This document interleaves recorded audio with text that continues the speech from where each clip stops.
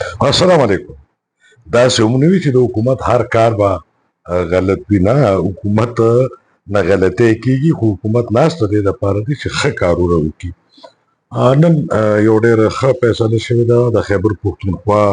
حکومت یو ډېر ښه قدم پورته کړی دی او زه دا خپله ذمهواري ګڼم چې د هغې ستاینه مو کړم او د هغې تفصیلات تاسو سره هم شریک کړم. پېښور کې په ورسک روډ باندې تاسو ته پته ده چې د ماربلو بلها ډېرې کارخانې دي او د ممندو نه خاص کر چې کوم کاڼې راځي نه هغلته د هغې نه ماربل تیاریږي او ټول ملک ته چې دی د هغې ترسیل کیږي، سپلای کیږي، بلکې ایکسپورټ هم کیږي. یو ښه روزګار جوړ دی. خو دې سره یو څو مسلې دا وي چې ورسک که چېرته ورسک روډ یا دغه علاقه کې چېرته د ماربلو په حواله باندې مشهوره ده، نو هغلته دغه د تعلیم په حواله باندې هم مشهوره ده. او بیا اوس څو کاله وشو چې دغه علاقه د اوسېدو دپاره هم، ولې چې کله تعلیمي ادارې رالې او خلکو د بچو د تعلیم دپاره بیا پېښور ته منتقل شو، نو ورسک روډ یو آیډیل لوکیشن و. نو ورسک روډ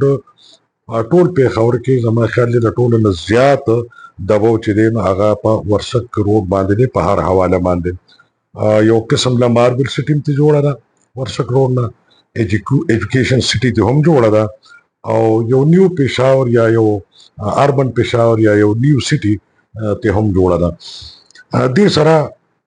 چې چېرته بلها ډېر نور امروزه ژوند کې مسلې مسایل وي، نو هغلته د ټولو نه غټه مسله چې وه نو ماحولیاتي آلودګي وه. ایر پالوشن هم او د اوبو پالوشن چې دی، اوبه زیر زمین چې دی هم پالوټډ کېدی، زهریله کېدی. یعنې ماحولیاتي تبدیلي او آلودګي د ټولو نه لویه مسله ده او هغې سره تړلې بلها ډېرې بیماری وې. اوس د هغې په باره کې خو چې کوم ښه خبره شوې ده، نو د سرکاري ریکارډ مطابق په ورسک روډ باندې 215 د ماربلو کارخانې وې چې دغه 215 کارخانې چې دي د هغې په باره کې فیصله وشوه او دا چې دی نو ممند ماربل سټي اکنامک زون ته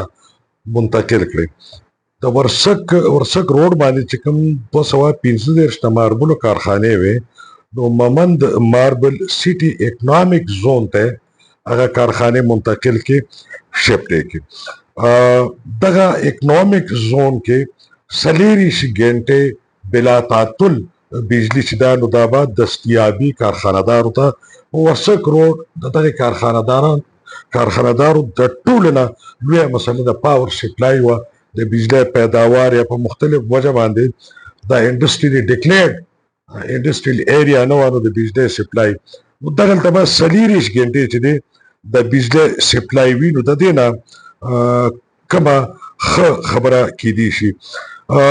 دا اکنامک زون چې دی د ممندو دا په 3,500 ایکړ رقبې باندې مشتمل دی.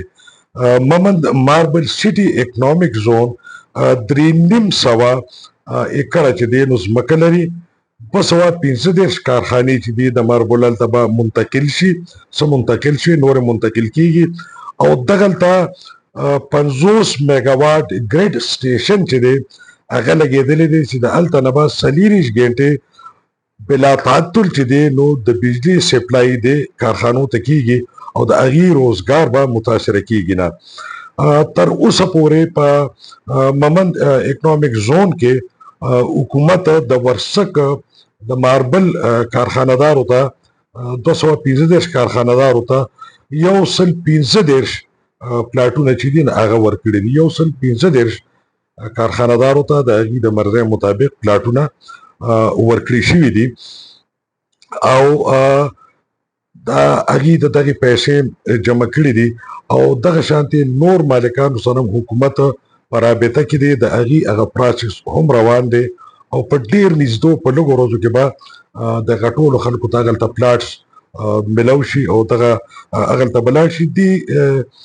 مقبولیت ته یا دې فیصلې ته چې وکتې شو، نو دا یو د ماربل سټي چې کوم دا ممند هغه د هغې اکنامک زون چې دی نو په هغې کې لږ ایکسټنشن وکړو،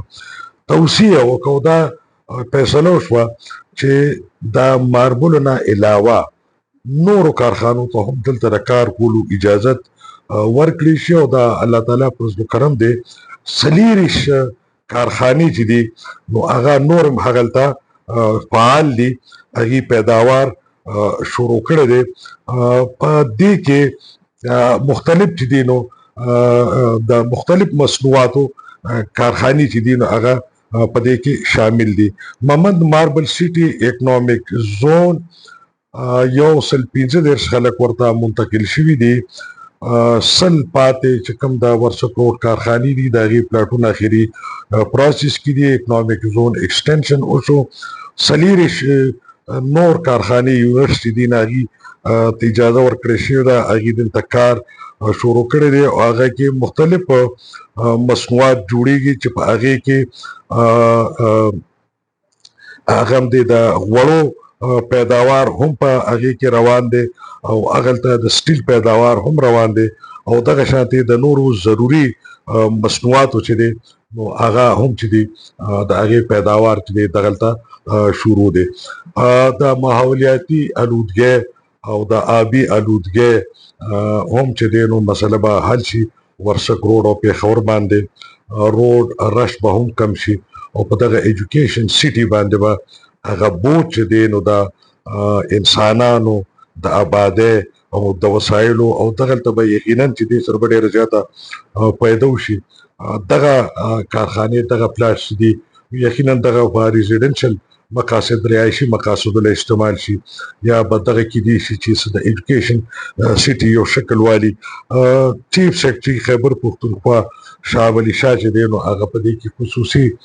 دلچسپي واخیسته او بیا کمشنر پېښور ډویژن ریاض خان محسود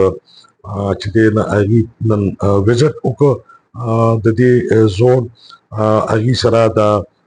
ضلع ممند ډپټي کمشنر قبایلي ضلع ممند ډپټي کمشنر یاسر حسین ډپټي ډایرکټر انډسټریز شاهزیب اسسټنټ کمشنر یکاګونډ اویس خان اسسټنټ کمشنر شالم عائشہ طاهر او نور چې کوم متعلقه حکامو ذموار خلکو هغوی په دې دوره کې شامل او په موقع باندې په بعض څیزونو باندې فیصلې وشو په موقع باندې په هغې عمل هم وشو هغه اردو کې وایي چې دایر آید درست آید وروستو فیصلو چوخه فیصلو چې یو ګزارش دی تمام هغه افسرانو ته د ریاست واکدارانو ته چې هغوی په لاس کې داسې منصوبې وي چې دا کارخانې هم چې دی نو چا په زور نه وي لګولې بغیر اجازته نه وي بغیر انوسي نه وي بغیر ټیکس نه وي آیا د دې نه مخکې چې کوم خلک وو هغوی دا فکر نه کو چې د ښار په زړه کې دننه څنګه تاسو یو انډسټریل زون جوړوئ او صنعتي بستي جوړوئ او بیا د ښار توسیع لګیا دی کېږي بیا دلته اعلی تعلیم دی یا بیا دلته زراعت دي یعنی مطلب دا موقع سره اړو پکار نو